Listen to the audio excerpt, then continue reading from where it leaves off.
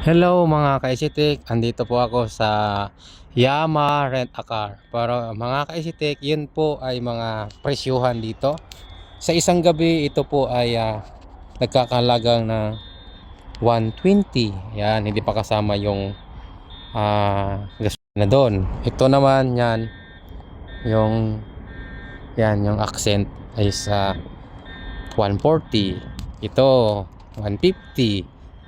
Yan, 100. Yung tiyangan na 90. Ang maigagas lang po natin ay 20, 30 at mataas na yung 40. Kasi ang isang litro dito ay 2 real. So ito, mahal ito, 200 ito sa isang gabi. Yan, pick up. Yan, ito yung Yama Rent Car. At nakahilera po yung company na yan.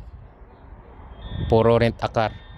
At lahat nakikita dito kotse ay puro rent a car.